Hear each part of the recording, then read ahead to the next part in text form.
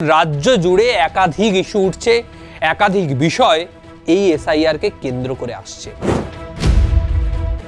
অভিনেতা তারকা সাংসদ দীপক অধিকারী, 3 বারের ঘাটালের তৃণমূলের সাংসদ তিনি, তাকেও ডাকা হয়েছে এসআইআর এর হিয়ারিংয়ে। এই রকম হেনস্থা করা হচ্ছে, এগুলো কেবলমাত্র হেনস্থা, মানুষকে হ্যারাসমেন্টে ফেলা, এমনটাই মনে করছেন তৃণমূল নেতৃত্বরা। তাহলে কি সাংসদ দেবের সমস্ত নথি ঠিক নেই? জনগণের দ্বারা তিনি নির্বাচিত জনপ্রতিনিধি, তার ভোটার কার্ড, তার ভোটাধিকার সুনিশ্চিত করবে এবার কমিশন। রাজ্য জুড়ে এসআইআর আবহ, আর এই এসআইআর আবহের মধ্যেই হিয়ারিং পর্ব শুরু হয়ে গেছে, যেখানে আমরা দেখতে পাচ্ছি বয়স্ক মহিলা থেকে শুরু করে বৃদ্ধ বৃদ্ধা কেউই বাদ পড়ছেন না। ঠিক তেমনি বাদ পড়ছেন না তৃণমূল বা বিরোধী দলের একাধিক নেতৃত্বরাও। কখনো আমরা দেখছি যে ডানকুনি পুরসভার 19 নম্বর ওয়ার্ডের কাউন্সিলর, তাকে ডাকা হচ্ছে হিয়ারিংয়ে। শুধু ডাকা নয়, হিয়ারিংয়ের আগের কথা যদি বলি, তার নামটাই নেই এসআইআর লিস্টে, তার নাম চলে গেছে ডেড ভোটার লিস্টে, যেখান থেকে তিনি প্রতিবাদ জানিয়েছিলেন শ্মশানে গিয়ে। তার ছেলেমেয়েরা তাকে নিয়ে গিয়েছিলেন শ্মশানে, তার দলের কর্মীরা ছিলেন শ্মশানে, নিয়ে গিয়ে তিনি বলছেন যে আমি আমার শ্রাদ্ধ শান্তি করব, কারণ আমি তো ডেড ভোটার, আমি তো মৃত।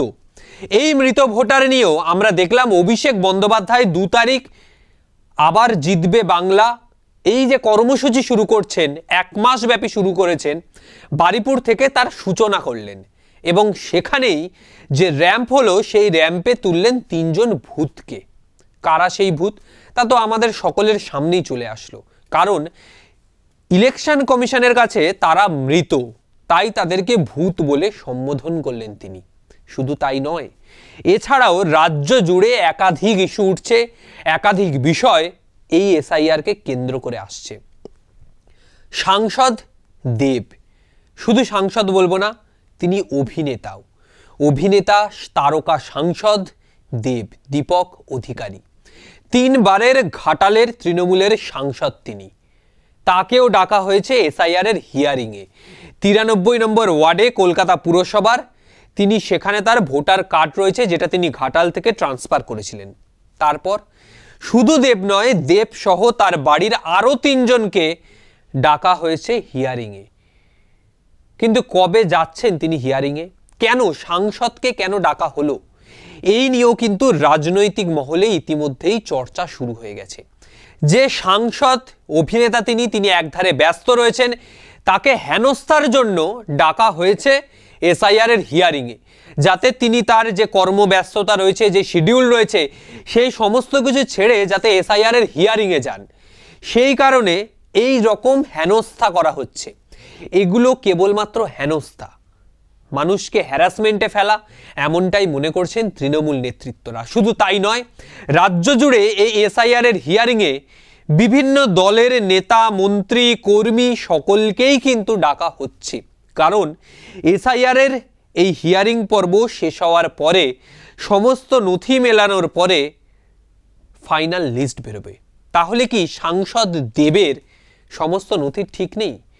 সূত্র মারফত যে কথাটা জানতে পারা যাচ্ছে, যে গোটা এনুমারেশন যে ফর্ম রয়েছে, তার নিচের দিকে 2002 সালের একটি পার্ট রয়েছে, সেই পার্টটি ফিল আপ করেননি দেব, এমনটা জানতে পারা যাচ্ছে ইলেকশন কমিশন সূত্রে।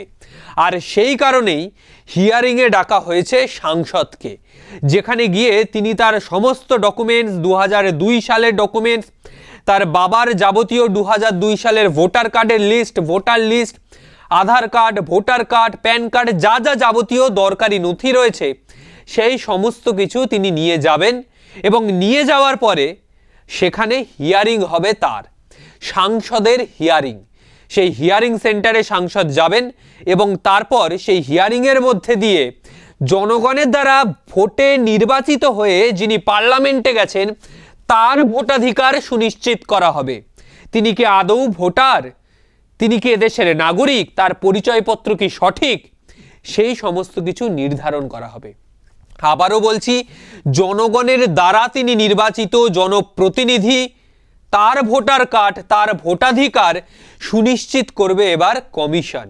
কারণ এসআইআর এর এনামুলেশন ফর্ম ফিল আপে কিছু ভুল ভ্রান্তি থেকে গেছে এমনটাই জানানো হচ্ছে, আর যে কারণে দেবকে ডাকা হয়েছে এসআইআর এর হিয়ারিংয়ে। শুধু দেব নয়, একাধিক নেতৃত্বরা রয়েছেন, একাধিক তারকারা রয়েছেন, তারাও কিন্তু যাচ্ছেন হিয়ারিংয়ে।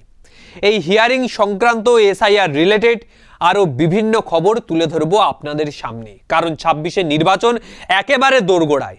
আর এই নির্বাচনের প্রাক্কালে এসআইআর সব থেকে গুরুত্বপূর্ণ বিষয়।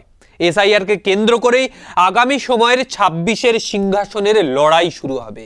ইতিমধ্যেই কিন্তু রাজ্যব্যাপী শুরু হয়েও গেছে।